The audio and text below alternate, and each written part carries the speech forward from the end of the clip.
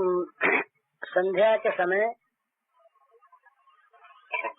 7 बातें कही थी करने के लिए, सुनने के लिए नहीं।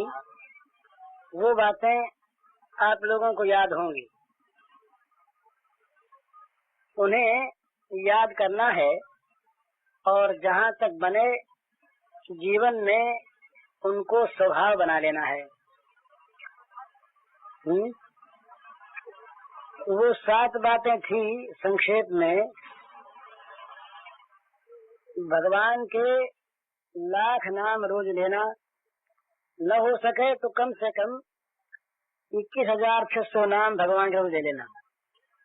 दूसरी बात, उठते समय, सोते समय, नहाते समय, हाथ धोते समय, कुल्ला करने के बाद, खांसने के बाद, छींकते समय, जम्हाई लेते समय, कोई मिलने पर, पैर फिसल जाने पर, ये जहाँ तहाँ भगवान का नाम राम राम राम राम, हरे हरे हरे।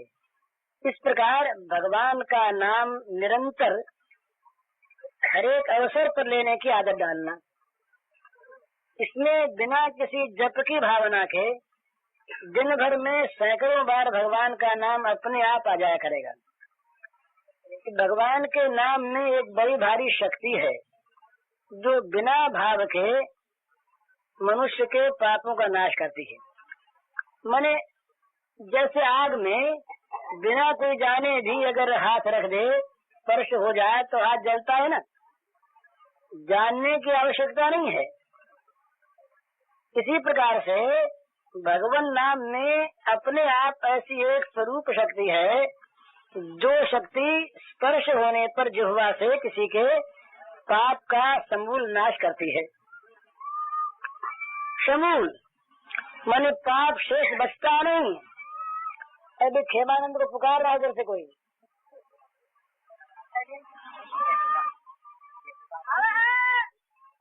चाहे कोई समझ के लिए अज्ञानात अथवा अज्ञानात, उत्तम श्लोक नाम है। चाहे कोई जान के लिए अनजान में दे, सांकेत्यम पारिहास्यम व स्तोभम हेलन में हुआ, भाव कुभाव अनख आलसहु, नाम जपत मंगल दिरसहु, प्रकृति परिगीतम हेलया श्रद्धया भगवान मातम तारे कृष्ण नाम। तो ये भगवान का नाम लेने की अगर आदत पड़ जाए तो नाम के जप करने की भावना जता न हो, आदत पड़ गई और नहाने गए राम राम राम, ठीक है राम राम। इस प्रकार से जब भगवान का नाम दिन भर निकलने लगेगा तो भगवान जीभ पर बस जाएंगे। तो दूसरी बात। तीसरी बात, किसी को भी कड़वी जबान न कहना, ये बड़ी बुरी चीज है।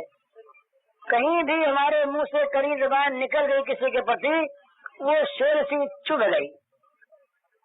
चौथी बात, किसी का बुरा न चाहना।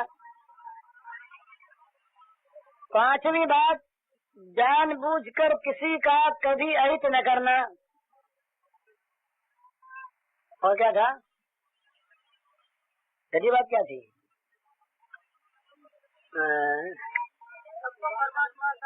वो तो 7वीं बात थी, उसके पहले एक और थी।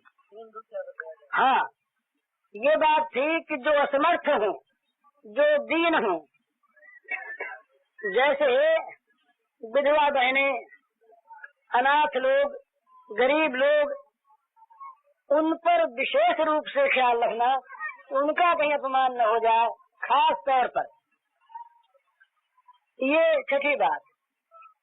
और 7वीं बात ये कि सब में भगवान को देखकर व्यवहार करते समय याद रखते हुए व्यवहार करना। ये 7 बात। ये 7 बात अगर हमारे जीवन में आ जाएं तो निश्चय मानिए कि भगवान बड़े प्रसन्न होंगे और भगवान की प्राप्ति हो जाएगी। 7 बात।